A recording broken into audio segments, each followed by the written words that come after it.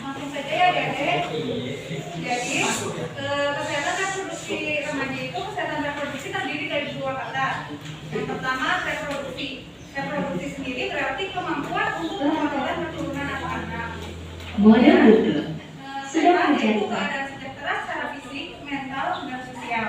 Nah, dapat ditarik kesimpulan kesehatan reproduksi yaitu keadaan sejahtera secara fisik, mental, sosial dalam menjalankan fungsi dan proses reproduksinya. Mengapa remaja perlu tahu tentang kesehatan reproduksi? Karena masa remaja itu merupakan peralihan dari masa anak-anak menuju dewasa. Nah, pada masa remaja ini akan ditandai dengan pubertas. Nah, pubertas merupakan perubahan fisik dan psikis akibat pengaruh hormon seks. Pada masa pubertas ini, pertumbuhan dan perkembangan organ-organ reproduksi dan persiapan menjalankan fungsi reproduksi. Kemudian perubahan psikis saat pubertas itu apa saja sih? Yang pertama, tertarik kepada lawan jenis. Jadi pada masa ini, di umur-umur kayak gini, seorang laki-laki ataupun perempuan akan mulai tertarik pada lawan jenis. Kita bisa membedakan mana yang cantik, mana yang tampan, ataupun yang biasa saja. Kemudian muncul juga kecemasan, kemudian lebih perasa atau biasa dikenal dengan baperan ya. Ingin menonjolkan diri dan diperhatikan dan mudah sedih dan marah. Kemudian yang pertama kita membahas tentang pubertas remaja pria. Nah, pubertas remaja pria ini nggak apa-apa ya, ini. Kalian udah dapat pelajaran tentang sistem organ reproduksi belum? Di SMP, silakan. Diskusi. Kalau di kelas udah pernah belum? Kita. Berarti nggak apa-apa ya, tapi begini ya, nggak satu. Nah, untuk pubertas remaja pria ini dipengaruhi oleh hormon yang disebut hormon testosteron. Nah, ciri kelamin ada ciri kelamin primer dan ciri kelamin sekunder. Testis memproduksi sperma yang keluar bersama air mani atau yang disebut dengan mimpi basah. Nah, di umur-umur ada semua kan pasti udah mengalami mimpi basah ya. Nah, untuk ciri kelamin sekunder itu tumbuh rambut di sekitar kemaluan, ketiak, tangan, kaki, dada, wajah seperti kumis dan janggut. Kemudian suara mulut lebih berat, tumbuh jakun, postur tubuh bertambah tinggi dan besar dan muncul jerawat.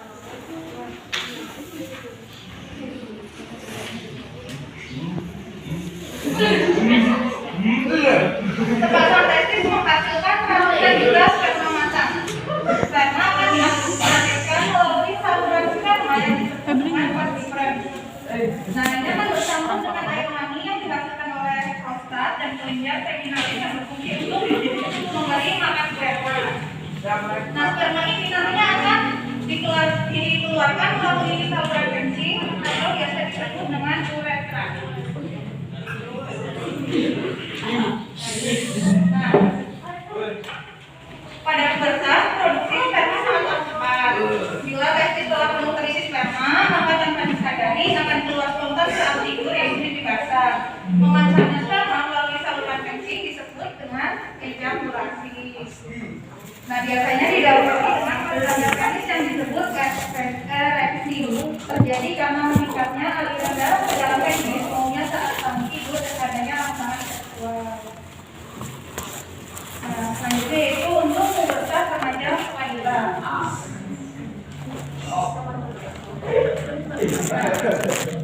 Untuk wanita sendiri, kita merupakan organ reproduksi yang terdiri dari ovarium, uterus, falopik, testis, vagina.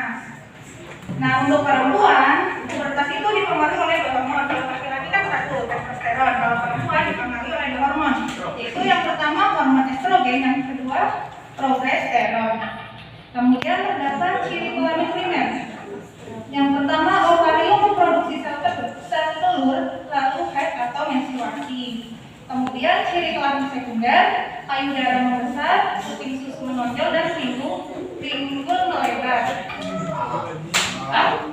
Kemudian tumbuh rambut di ketiak dan sekitar kemaluan serta suara berubah lebih nyaring dan muncul jerawat.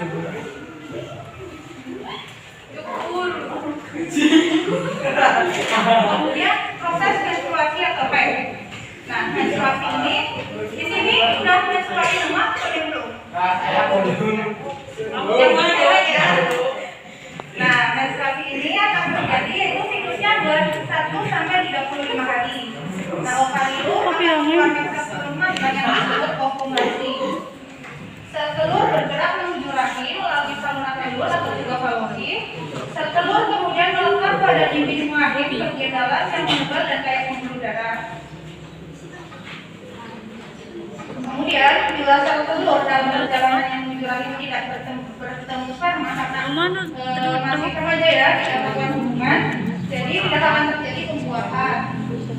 Nah, sel telur akan tumbuh bersama di rahim dan keluar melalui vagina yang disebut proses menstruasi atau haid yang biasa terjadi dengan waktu 3 hingga 10 hari.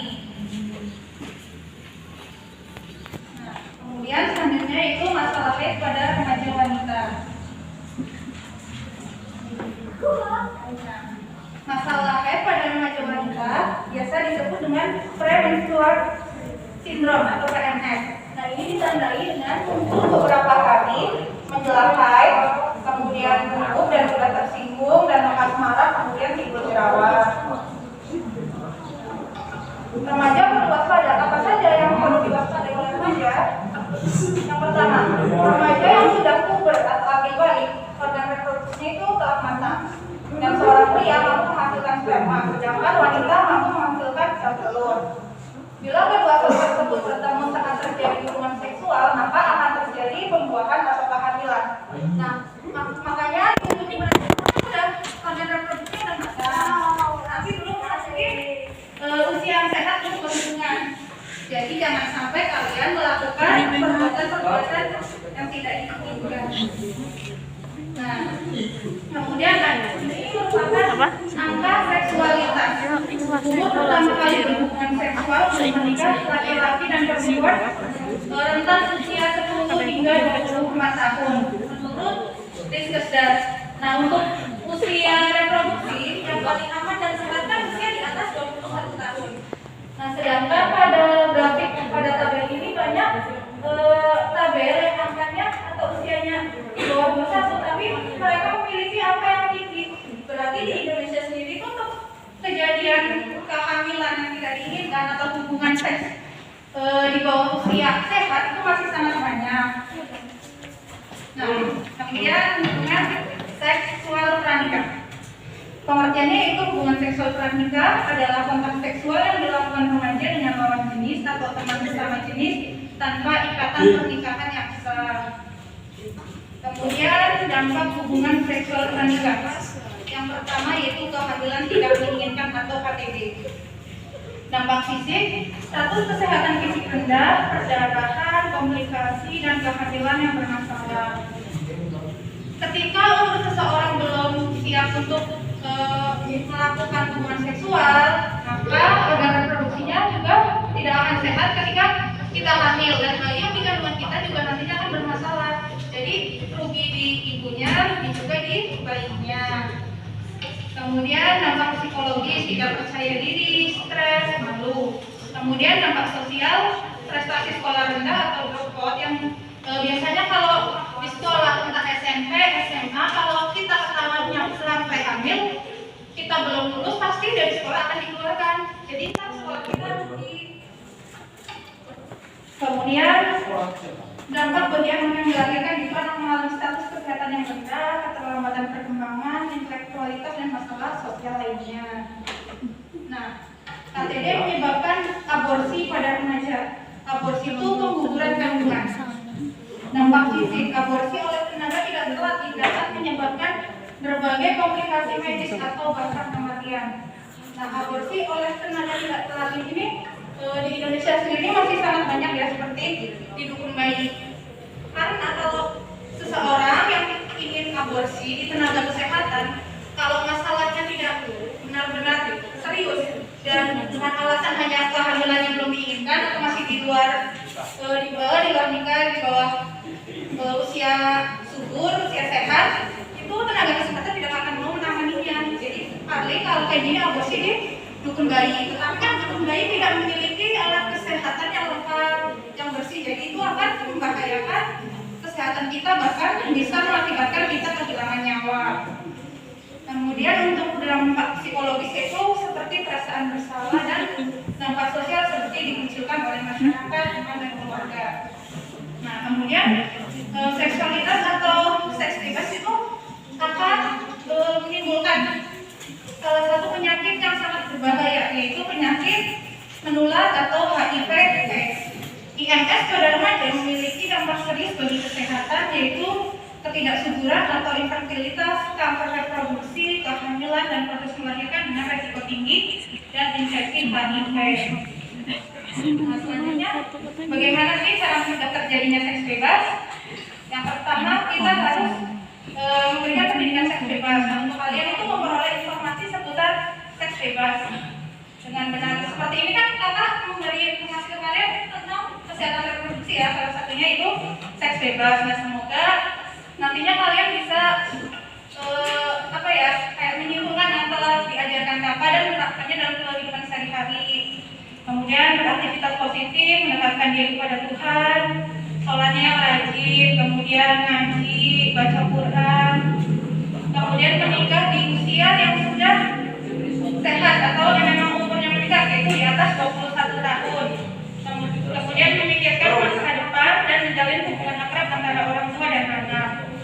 Kemudian memantau pergaulan, memilih lingkungan yang positif, memberi batas jam malam dan pahami dampak negatif seks bebas. Kemudian tanda-tanda kehamilan. Yang pertama itu haid terhenti. Biasanya kan haid setiap bulan. Nah, kalau hamil biasanya itu orang tidak akan mengalami haid sebulan bahkan 2 bulan. Kemudian mual, muntah, pusing dan mengantuk terutama pada masa awal kehamilan, perut membesar, payudara membesar, puting susu menonjol dan berwarna lebih gelap. Nah, mengapa kehamilan pada remaja sebaiknya dihindari? Organ reproduksi remaja puber mulai berfungsi sehingga kehamilan dapat terjadi. Namun secara fisik dan kejiwaan remaja belum siap untuk memiliki keturunan. Kemudian bagaimana mencegah kehamilan di usia dini? Yang pertama yaitu kita harus menghindari sentuhan langsung pada bagian tubuh yang tidak seharusnya disentuh orang lain tanpa tujuan yang baik. Yang pertama, ketika ada seseorang yang ingin menyentuh alat kelamin kita, pantat, paha, payudara, bahkan mulut, kita sebaiknya menghindar ataupun menolaknya. Kemudian remaja putri harus berani mengatakan tidak bila anak laki-laki yang mencoba menyentuh bagian tubuh tersebut. Kemudian remaja putra juga harus menghormati teman wanitanya dengan tidak mencoba-coba menyentuh bagian tubuh tersebut. Dan hindari tempat-tempat yang sepi atau gelap ketika berduaan dengan lawan jenis. Jadi sebaiknya kalau kita ada urusan misal ngerjain PR atau kayak urusan pramuka, ketemuan, kita mencari tempat-tempat yang ramai. Jangan sampai tempat itu sepi apalagi gelap. Nah, ini adalah proses dari seks bebas. Seks bebas itu biasanya mulai dari kenalan, terus lama-lama kita tukeran nomor telepon, nanti SMS-an, telepon, WA, terus lama-lama ngajak jalan, terus melakukan perbuatan yang baik, akhirnya melakukan seks bebas dan menjadi hamil di luar nikah. Nah, apakah ada dampak lain dari seks bebas selain terjadinya kehamilan? Jawabannya adalah ada, yaitu HIV dan AIDS. Nah, ini merupakan data kasus HIV dan AIDS terakhir. Dari tabel ini, HIV dan AIDS itu disebabkan oleh beberapa faktor yang berbeda-beda. Dan total kejadian HIV itu 4.333 kasus, kemudian AIDS 5.823 kasus, hingga total keseluruhan 10.156 kasus. Berarti angka ini sangat tinggi di Indonesia. Nah, perkembangan dari HIV menjadi AIDS. HIV AIDS kan tadi disebabkan karena hubungan bebas. Nah, misal kita amit-amitnya ada seseorang yang melakukan hubungan, tetapi dia tidak menunjukkan gejala HIV AIDS. Itu bukan berarti seseorang tersebut itu tidak terkena HIV AIDS, karena HIV AIDS itu akan terjadi dalam waktu atau waktu yang sangat lama. Itu periode jendela memerlukan waktu 3 hingga 6 bulan. Kemudian baru akan terdiagnosis HIV ketika sudah berjangka waktu 5 hingga 10 tahun. Kemudian setelah lama HIV dapat berubah menjadi AIDS ketika waktu 1 hingga 2 tahun dari kita didiagnosis HIV. Nah, kemudian merawat kebersihan organ reproduksi.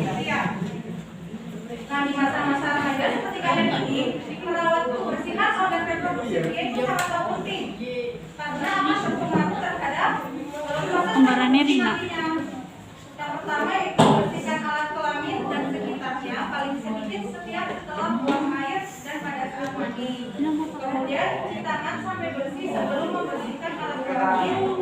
Bersihkan daerah kamal penis, buat bakar, dan batang penis dengan bersih.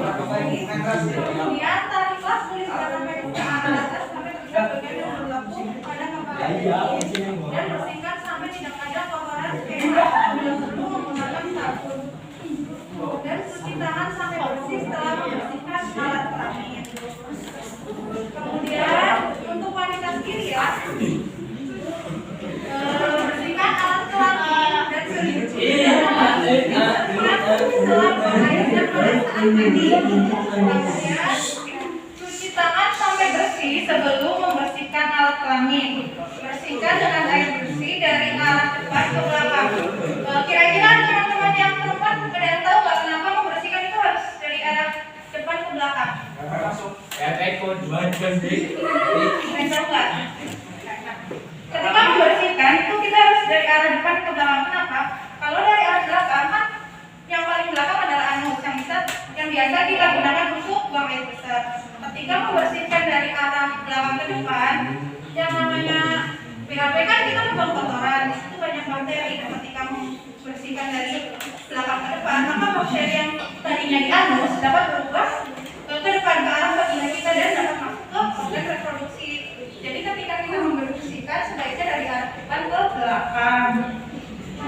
Kemudian keringkan dengan tisu atau handuk kering yang bersih dan cuci tangan sampai bersih setelah membersihkan alat kelamin. Nah, kemudian bagaimana cara merawat kebersihan organ reproduksi wanita?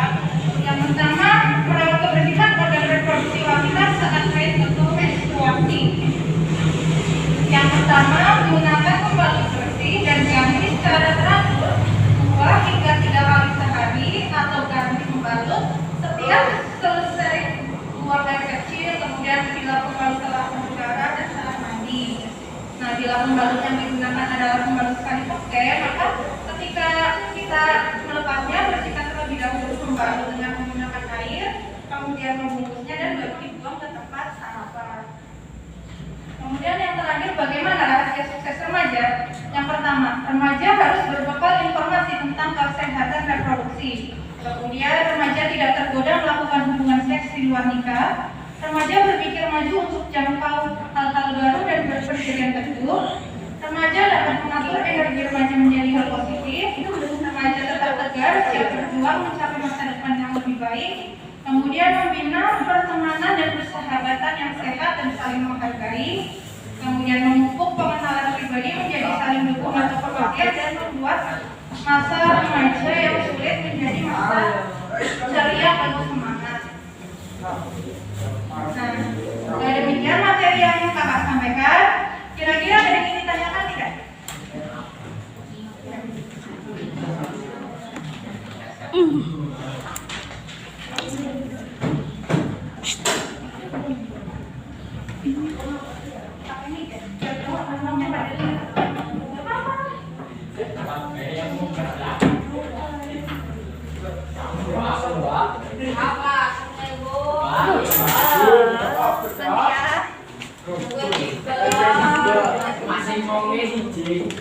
Namanya siapa?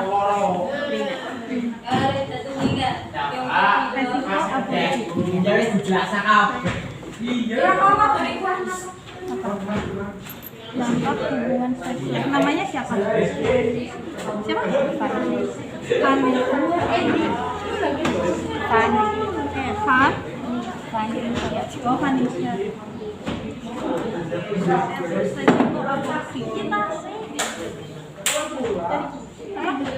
Oh, dampak hubungan seksual.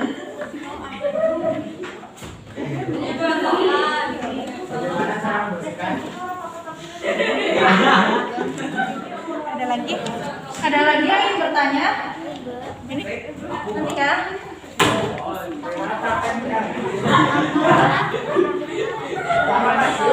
iya, bentar ya.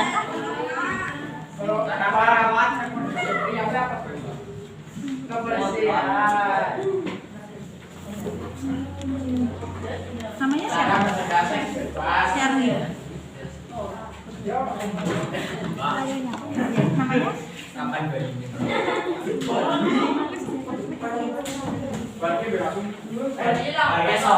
Mau lapar banget makan cepet. Kesehatan ya. Baik banget sih. Kenapa pasti cepet? Yang laki-laki ada yang saja nggak? Ya, kan itu. Cakep banget. Siapa yang laki-laki ada nggak? Ini tutupnya kemana kok? Cariin dong. Minggu. Nah ini ada.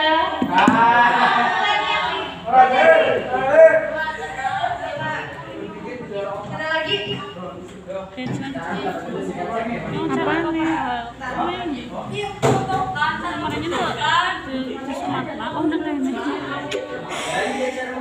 Beda.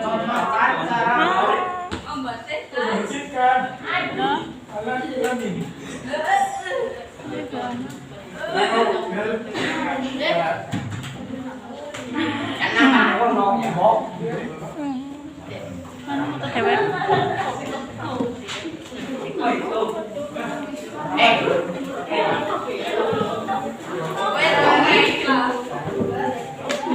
Cari duitnya mana? Kok diundang? TikToknya.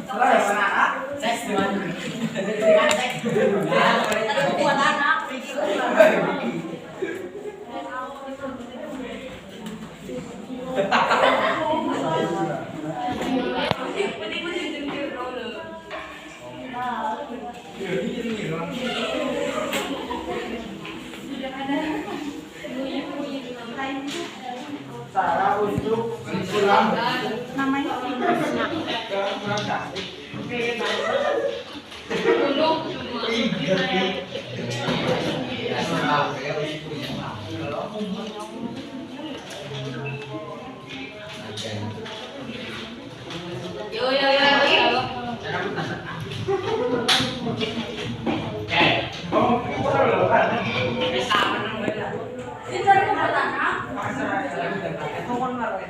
pendidikan seks dalam hubungan.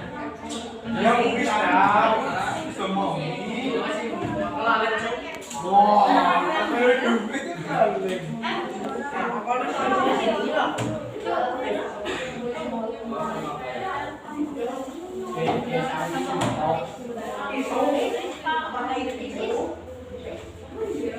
Yang laki-laki siapa tadi mau tanya? Nggak ada. beda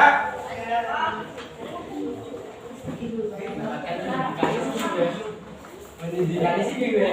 ya sekolah di gugur dari Jadi namanya FF.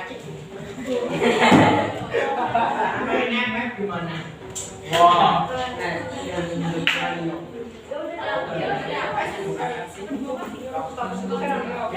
FF. gas sudah boleh lah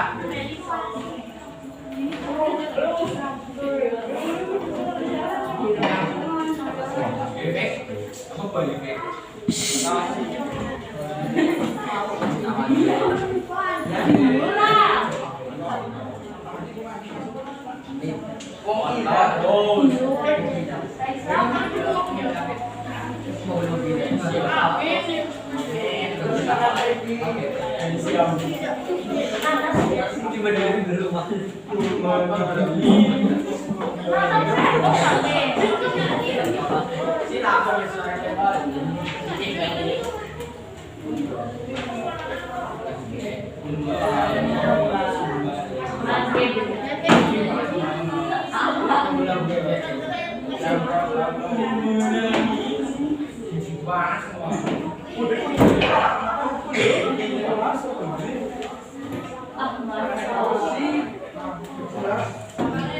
Baik, kakak akan mulai menjawab pertanyaan yang utama itu dari Rina. Resiko aborsi itu apa saja, Kak? Resiko aborsi yang paling parah itu seorang ibu yang melakukan aborsi dapat kehilangan nyawanya.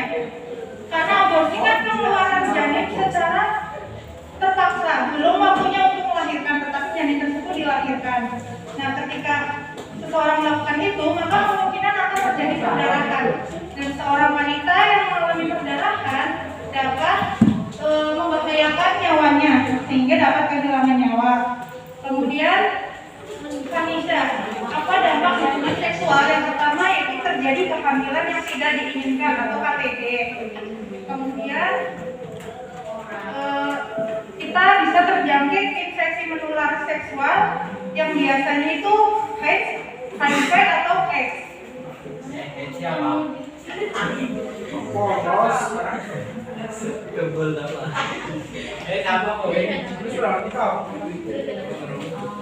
Mau belajar kelas mulai. Oke, kelas aja. Kemudian selanjutnya itu dari Sally.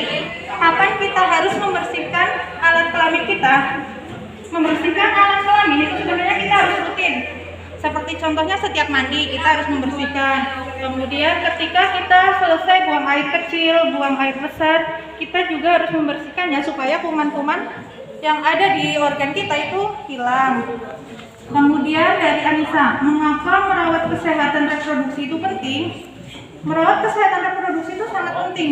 Kenapa? Karena jika organ reproduksi kita sampai kotor, kemudian terinfeksi oleh bakteri, oleh virus, maka kesehatan tubuh kita juga akan terganggu. Apalagi nantinya pada masa kehamilan itu sangat mempengaruhi.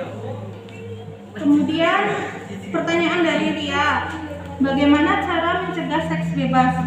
Cara mencegah seks bebas, yang pertama kita harus mengetahui informasi seputar seks bebas. Kemudian kita melakukan hal-hal yang positif, menghindari hal-hal yang negatif. Kemudian kita berteman dengan teman-teman yang positif. Contohnya kita pergaulan sering kerja kelompok, jangan sering nongkrong apalagi di malam hari. Kemudian selanjutnya yaitu dari Treni. Apa itu seks bebas? Seks bebas itu seseorang yang melakukan hubungan badan tetapi belum melakukan pernikahan dan masih di bawah usia aman untuk melakukan hubungan seks. Kemudian pertanyaan dari Bisma, apa itu pubertas? Pubertas itu masa di mana terjadi masa peralihan yang terjadi dari masa kanak-kanak menuju masa dewasa. Nah, pada masa pubertas ini sistem organ reproduksi itu akan mulai berfungsi dengan normal. Kemudian selanjutnya pertanyaan dari Rahma, kenapa remaja perlu tahu tentang seks bebas? Yang pertama, ketika remaja tidak mengetahui seks bebas, maka kita tidak mengetahui informasi seputar seks bebas, sehingga kita dalam pergaulan tidak ada pedomannya. Kemudian ketika kita sudah mengetahui seks bebas, maka kita dapat bergaul, dapat melakukan kegiatan dengan pedoman tidak melakukan hubungan seks yang dapat membahayakan kesehatan kita. Kemudian yang terakhir yaitu